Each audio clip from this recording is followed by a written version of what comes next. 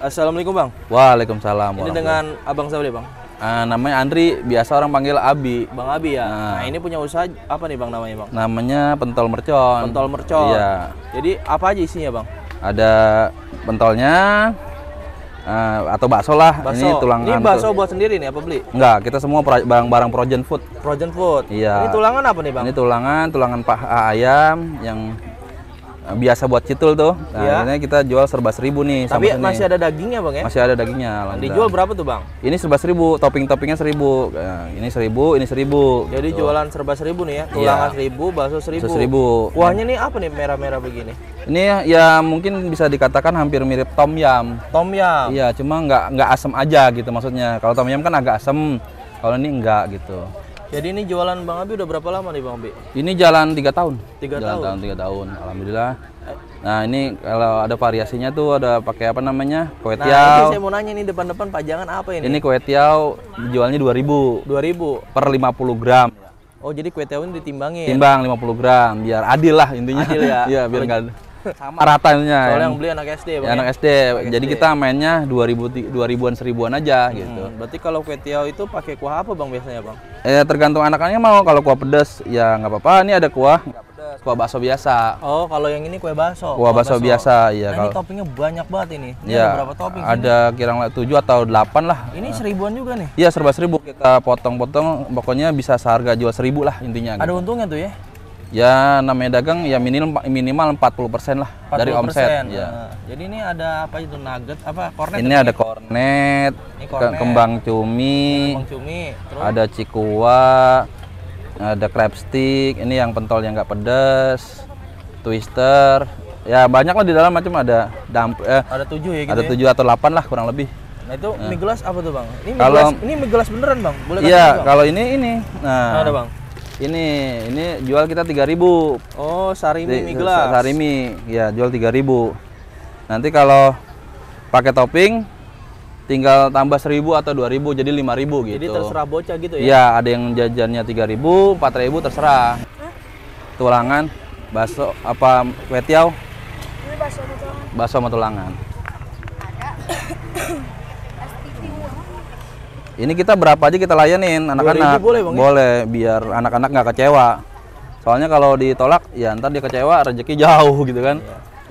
Nih, makasih ya. Segitu berapa Bang? 2.000, satu kan 1.000, iya. Berarti kalau ini mie gelas, jadi bikinnya gimana Bang? Boleh Bang? Kalau mie gelas ya tergantung kuahnya. Kalau kuah pedas, berapa dulu nih? Ini 3.000 nih. 3.000. Kalau begini 3.000 nih, mie gelas doang. Kalau plus topping, tergantung toppingnya mau apa gitu. Coba Bang, yang warna-warni Bang. Yang warna-warni. Kira-kira jadi berapa tuh? Ini jadi 4.000, 5.000, 6.000, 7.000, 8.000. Baksonya Bang? 9.000, 10.000. 10.000 segini ya? Iya. Tuh banyak tuh. Bang Abi, ini kalau misal nggak habis nih, ini bisa buat besoknya apa gimana Bang Abi? Kalau barang-barang frozen food yang saya udah jalanin 3 tahun ini, kalau nggak habis bisa diambil, ditaruh di kulkas. Jangan taruh di freezer lagi, taruh kulkas aja. Besok bisa dijual lagi masih. 2 hari kuat ya? 2 hari kuat kalau barang frozen food. Tapi kalau kuah mah ganti ya? Kalau kuah yang tom yum ini bahkan kuat seminggu kalau saya yang udah saya jalanin. Oh, nggak habis. Kuah tom yum ini nggak habis bisa buat besok? Bisa buat yang penting per 6 jam atau 12 jam itu diangetin. Oh, nah, gitu. Kuncinya itu Bang Abi. Iya. Makan lebih enak. Oh, makin lama makin enak. Iya, karena kan kaldunya makin banyak gitu. Ini pengalaman Bang Abi langsung ya? Iya. Jadi kalau kuah ini saya nggak pernah saya buang. Tinggal kuahnya tinggal seliter, ya udah saya simpen di panci kecil, saya angetin aja. Besok lagi dipakai. Besok tambah kuah yang biasa saya bikin kuah 15 liter nih. Tinggal tambahin lagi seliter saya cemplungin gitu. Bang Abi ini bisa kepikiran jualan ini.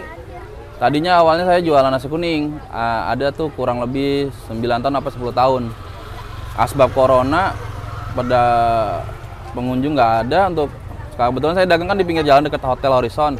Pengunjung hotel nggak ada, sempat bangkrut tuh. Nah, untuk gimana tetap survive gitu kan, akhirnya nget-nget YouTube. Oh jadi awalnya belum dagang di SD Bang? Belum, dagang nasi kuning di pinggir jalan. Info ya, ini Bang Abi jualannya ini di depan SD Bang ya? Iya, depan SD. Jaka Sampurna 1. Jaka Sampurna 1 itu Iya. udah 3 tahunan ya. Udah 3 tahunan. Tapi sebelumnya dagang nasi uduk. Dagang nasi kuning, nasi uduk. nasi- Iya, itu lebih lama itu karena emang dari awal itu, terus karena corona, semua ya tahulah sendiri corona kan. Heeh. Semua gulung tikar. Akhirnya ya udah kita nyari peluang-peluang yang lain gitu. Nah ini bisa kepikiran jual begini nih, mungkin saya lihat sih ya, saya sering kemana-mana, mungkin ini yang di daerah Bekasi, abang salah satunya nih, mungkin ya. Nah ini bisa kepikiran nih, lihat contoh dagang siapa gimana bang? Awalnya saya itu ngeliat YouTube, kebetulan saya hobi masak, Hobi masak terus? Jadi saya setiap masak itu, semua saya gramasi, jadi standar rasanya sama gitu.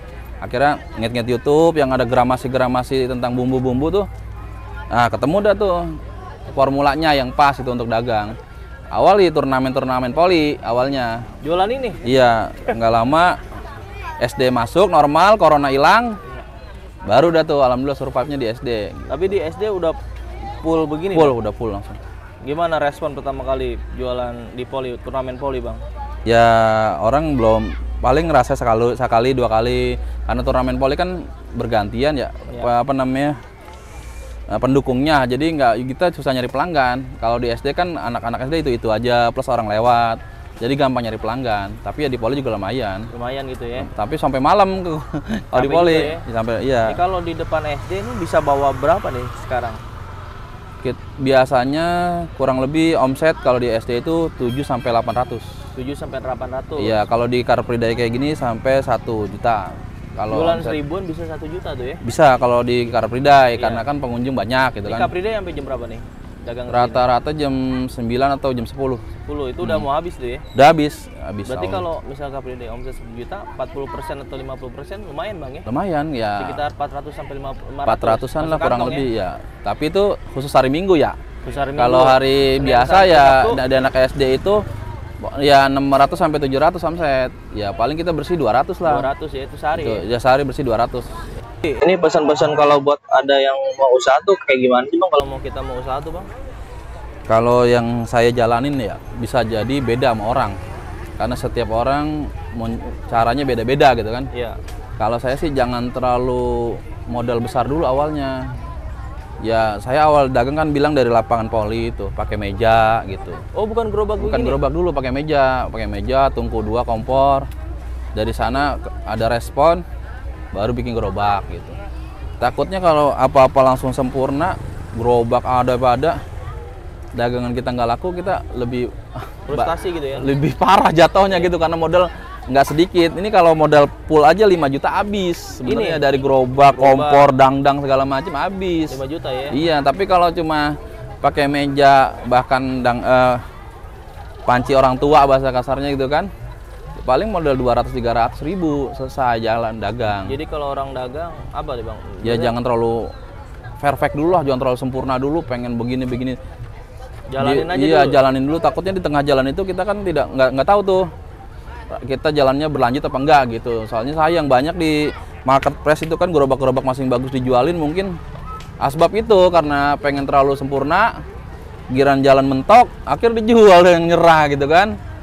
Jadi Kalau menurut saya sih ya dari pelan-pelan aja, step by step, nikmatilah apa namanya prosesnya gitu. berarti bang Abi nih dulu modal ini 5 juta bang?